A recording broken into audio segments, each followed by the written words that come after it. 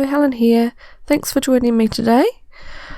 I really like poppy stamp dies, and I've always really liked the corner dies that they produce, but I've never actually purchased some, so I decided I was going to purchase one, and I picked this Mayfield corner. So I'm going to make a card with it today. At the same time, I also purchased a couple of the sizzix 3D texture fade embossing folders. I got the lumber one, and I also got this botanical one, so I'm going to use that one today. Tim Holt suggests, because they're very textured, to spray your card with some water just to make it more supple, which is what I'm doing here, and it definitely helped. I think if you did it with dry cardboard it would tear really badly, so I just sprayed it with some water in a mister bottle and then put it into the embossing folder and ran it through the machine. He also suggests to just use your base plate and your top plate, because they are very thick.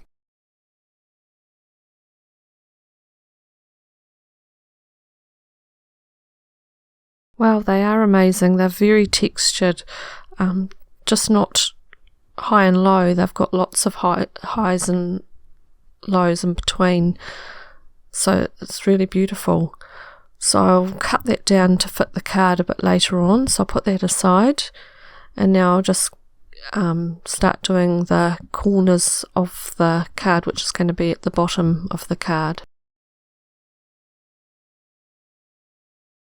I'm using a card base unfolded that's 6.5 inches wide by 11.5 inches long.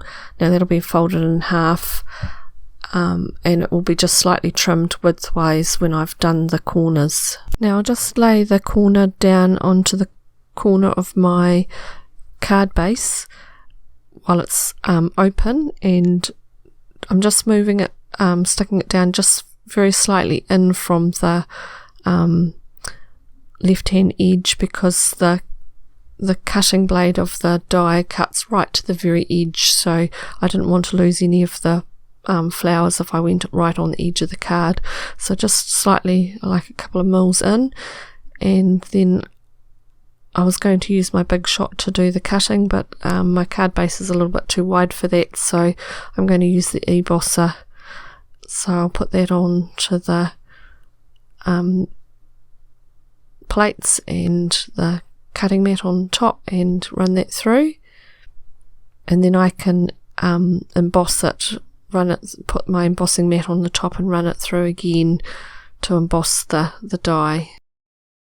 Now, very carefully taking the die and the card off the cutting mat, without removing the die, I'm going to flip it over, and then I'm just going to ink very lightly with the sponge dauber and some Altenew crisp ink. I'm using the Lavender Fields, I think is the colour I'm using. I'm going to just very lightly dab some colour on into the pattern that I've now just embossed into the corner, and then once I've done all that I can remove the die.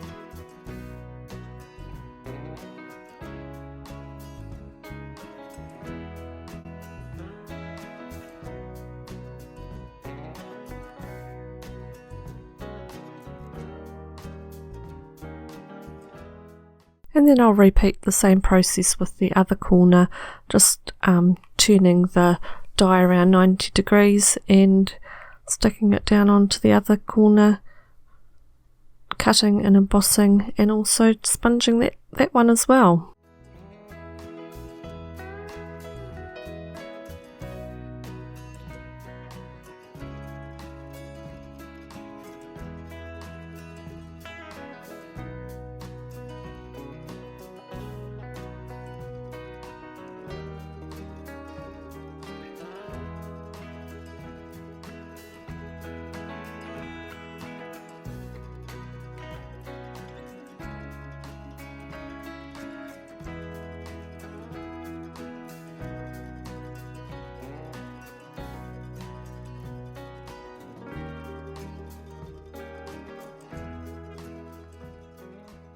Now where the two dies meet in the middle down the bottom edge, I haven't lined it up perfectly, so I'm just going to trim it very slightly with a craft knife and metal ruler, and then I'll fold the card in half and also trim from the top point of the corner on each side, just to neaten the whole card up.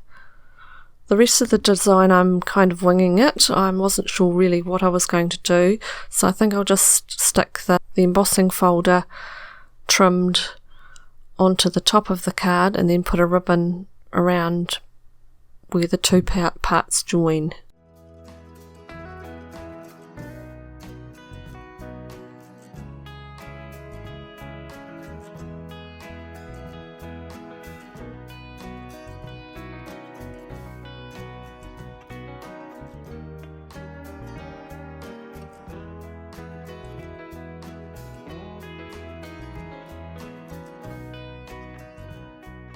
So I've trimmed down the piece with the embossing, and I've put double-sided tape right around that, and I'm going to stick that now to the card base just above where I've done the corners,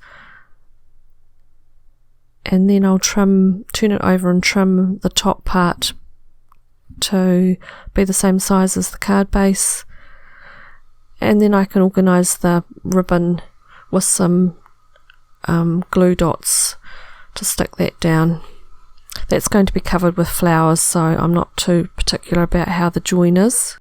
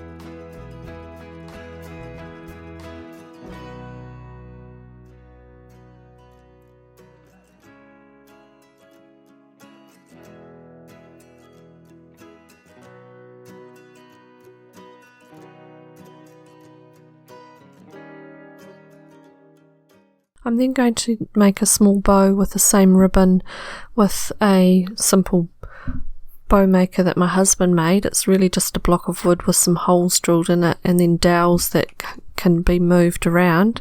So I just decide how wide I want the bow, tie the ribbon around, tie a knot in the middle, making sure that the tails are facing downwards because that's going to be the front of the bow, and then pull it off the bow maker, and there's my bow. It's just so easy.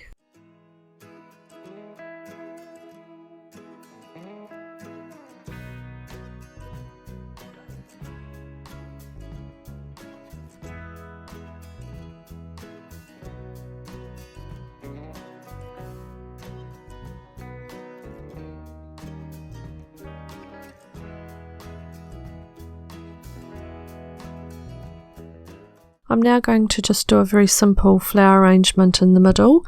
I've got this paper rose that I made with a Spellbinder Rose Creation die set, and I've made that quite some time ago, so I'm going to use that for this card. So it's the right colour. And I've got a couple of types of mulberry flowers. One of them is a lily and the other I think might be a magnolia or something like that. I thought I was going to use that, but I ended up not liking it, but later on I change it to being 2 lilies. And then I've got some tiny little white roses and some apple blossom that are also bought flowers. So I'm just going to make a little arrangement with those, glue them on. I've trimmed all the stalks on my flowers with wires to about 1 centimetre with some wire cutters. I've also got a ready-made sentiment here. I always have a little bag of ready-made sentiments that I've printed out on the computer and then just cut out with some tag dies. This one's a Sue Wilson one. I'll have the link to my blog under the description under the video here, and on the blog will be a full list of what I've used for this card. So I'm just going to tuck that underneath the bow and then glue the flowers all above the bow with this Aleene's tacky glue. It's a nice thick glue, and I always use that for when I'm doing my flowers, but you could use a glue gun as well. That would be more instant. This one I've got to wait till they dry.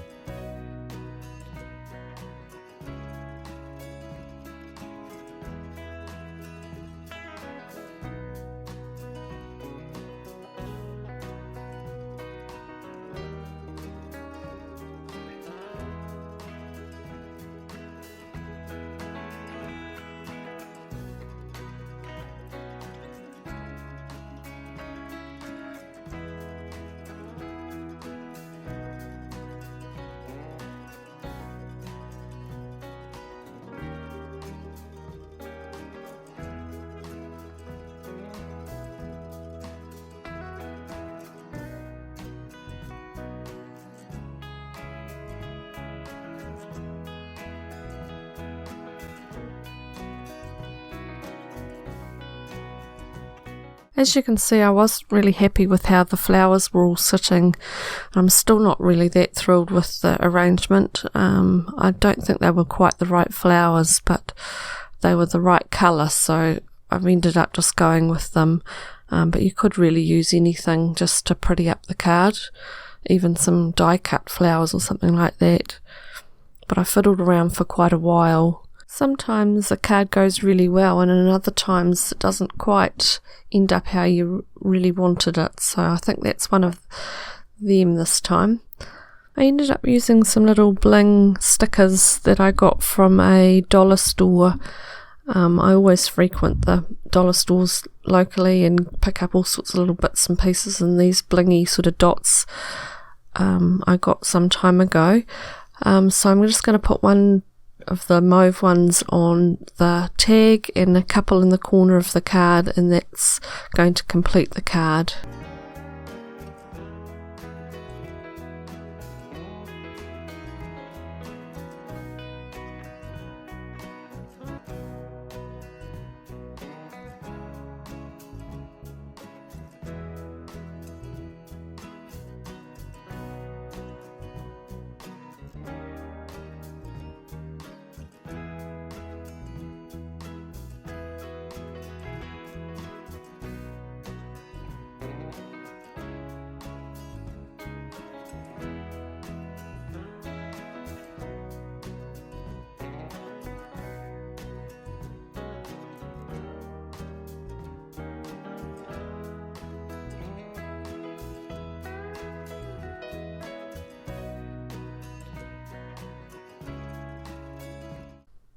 So thanks for joining me today. I'll, as I said, leave the link to my blog underneath the video in the description so that you can go and see what materials I used. Give me a thumbs up if you enjoyed the video. Subscribe if you haven't already, and hit the bell if you'd like notifications of when I put another video up. And we'll see you next time. Bye for now.